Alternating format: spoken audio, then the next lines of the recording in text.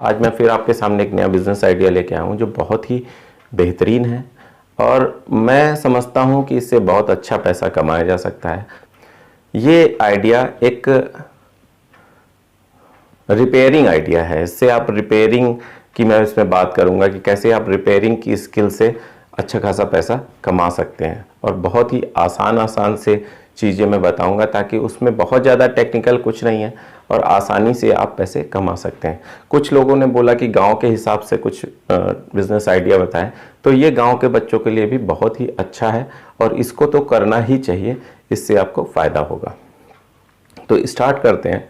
सबसे पहले मैं एक चीज़ बताता हूँ कि एसी की रिपेयरिंग का बिजनेस जब आप उसमें काम करोगे तो बड़ी ही आसानी हो जाएगी आपको चीज़ों को सीखने और समझने में। थोड़ा सा आपको पता चल जाएगा कि कौन कौन से इक्विपमेंट चाहिए होते हैं।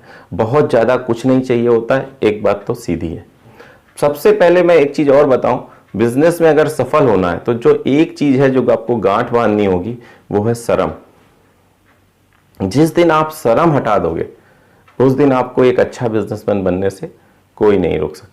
अरे बड़े से बड़े कंपनी छोटी से छोटा प्रोडक्ट बेचती हैं, आपको किस चीज़ की शर्म है? आप सीखने ही तो जा रहे हो, क्या करने जा रहे हो? अगर एसी का काम आप सीख लोगे तो क्या घट जाएगा?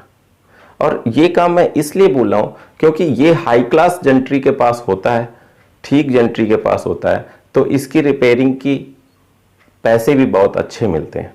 देखिए, कम समय में आप रिपेयर कर देते हो, कम समय में आपका काम हो जाता है और बहुत बड़ा कुछ इंस्ट्रूमेंट्स नहीं होते उसके अंदर कि आपको सीखने में कठिनाई हो, और पैसे बहुत अच्छे मिल जाते हैं क्योंकि ये काम जेंट्री के ऊपर बिलो मतलब एक अच्छी जेंट्री के ऊपर के लोगों के लिए है, इसलिए बहुत अच्छे पैसे मिल जाते हैं।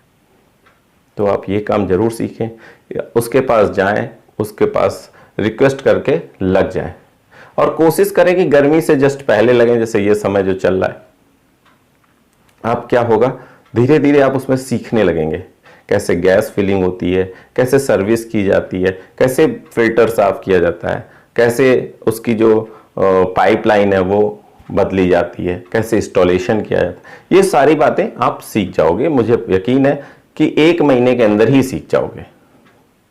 ईमानदारी से जब भी कोई कॉल आए आप उसको बहुत ही ईमानदारी से, बहुत ही, जब पैसे आप ले ही रहे हैं, जितना आपसे हो सके बेहतर से बेहतर उनको सर्विस दें। एक चीज और, जब आप एसी लगा दें या जब आपका काम एसी का खत्म हो जाए तो एक चीज आप बहुत ध्यान रखें कि उस एरिया को, जिस एरिया को आपने एसी यूज किया है, उस एरिया को क्लीन करके जाएं। ये कोई नहीं करता है। देखिए, जब आप बिजनेस में कुछ अलग चीज करोगे ना तो लोग आपको याद रखेंगे। ये बहुत इंपॉर्टेंट चीज मैं बता रहा हूं।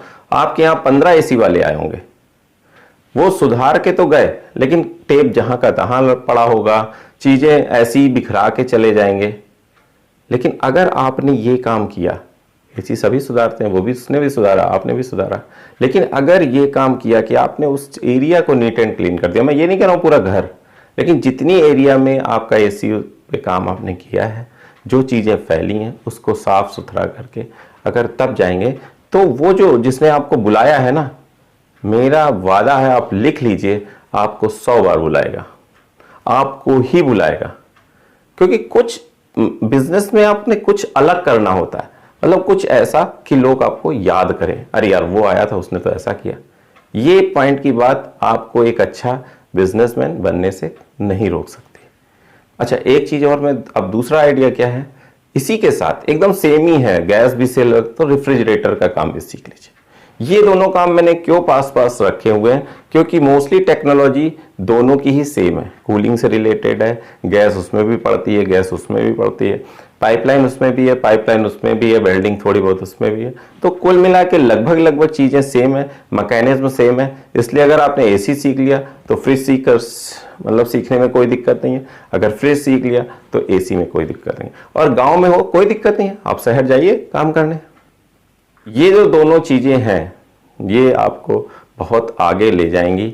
दोनों ही रेफ्रिजरेशन से संबंधित हैं, दोनों ही कूलिंग से संबंधित है। और जब ये चल जाए तो बड़े बड़े रेफ्रिजरेशन पे भी काम आप स्टार्ट कर दीजिए, जो फैक्ट्रियों में लगते हैं, जो हलवाई की दुकानों में लगे होते हैं, बड़े बड़े रेफ्रिजरेटर्स लगे होते हैं जिसमें मिठाइयाँ ठंडी होती हैं, तो उसके बारे में भी सीखिए। देखिए एक चीज़ मैं बताऊं, जब भी आप कोई मैकेनिक का काम करें, जब भी आप कोई मैकेनिक का काम करें तो याद रखें कि अपडेट तो हमेशा ही होते रहें, क्योंकि टेक्नोलॉजी धीरे धीरे बदलती रहती है और आप अपडेट नहीं होगे तो आप पिछड़ जाओगे।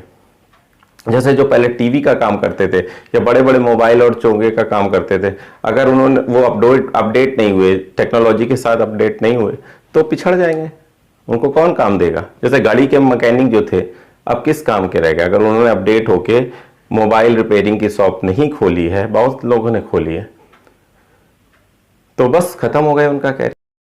मेंटेनेंस में ये काम बहुत जरूरी है कि आपको अपडेट होना है। तो मैंने आज जो ये मैकेनिकल का मेंटेनेंस का काम बताया है, नंबर एक आपको एसी का काम बहुत अच्छे से सीख लेना और फ्रिज का, और ये दोनों एक ही जगह आप कर सकते हो। आप बस 1.5-2 महीने किसी भी ऐसी शॉप पे काम करने लगो जो ये दोनों का काम करती हो और अच्छे स्केल पे करती हो, उनके बाद कस्टमर आते हो, ताकि तभी तो आप सीख पाओगे। जब उनके पास ज़्यादा ग्राहक आएंगे, ज़्यादा तरह की वैरायटी में प्रॉब्लम्स आएंगी, तो आप ज़्यादा तरह के प्रॉब्लम सॉल्व करोगे, तब अपने आप इंडिविजुअल जब भी कोई प्रॉब्लम आएगी तो आप आसानी से सॉल्व कर सकते हो। मुझे लगता है कि आपको ये आइडिया अच्छा लगा होगा।